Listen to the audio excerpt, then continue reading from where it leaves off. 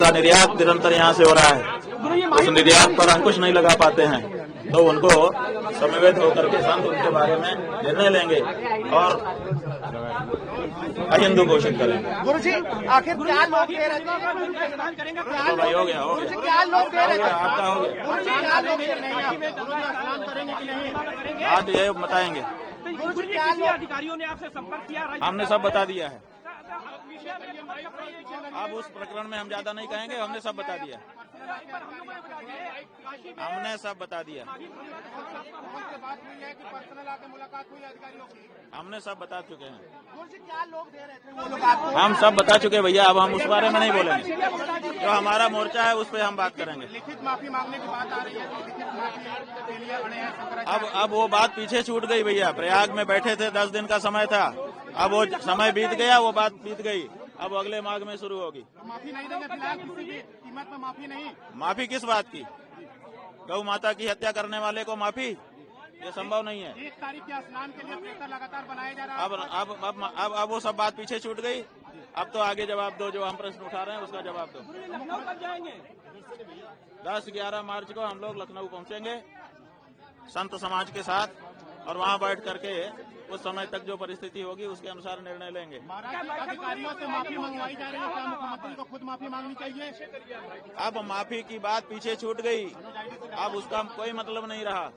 जब हम 11 दिन तक बैठे थे, 11 दिन तक उनकी नींद नहीं टूटी, तो अब उसका क्या तात्पर्य है?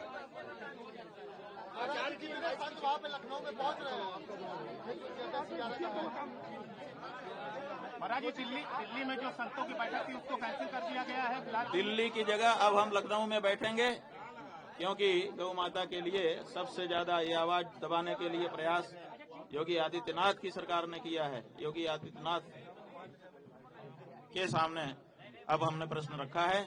40 दिन का उनको समय दिया है। 40 दिन में वो गौ माता को राज्य माता घोषित करें, और उसके बाद जो निर्यात यहाँ से हो रहा है गौमांस का, उसको निर्यात को बंद करें। भाई अब अगले माघ तक के लिए वो छूटा है। अगले माघ में वो मुद्दा पहले दिन से उठ जाएगा।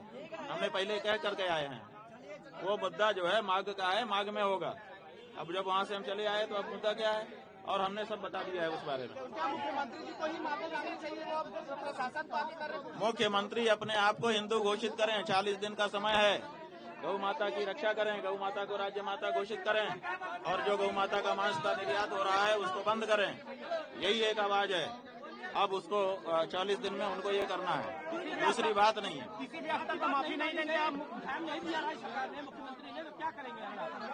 अब जो करेंगे हम बता रहे हैं ना, 11 मार्च को वहीं पर संतों के साथ बैठ करके निर्णय लेंगे। किसी भी कीमत पर माफी नहीं मिलेगी अब? किस बात की माफी? माफी का समय होता है। 11 दिन वहाँ काहे के लिए बैठे थे? हम उनको मौका ही तो दे रहे थे।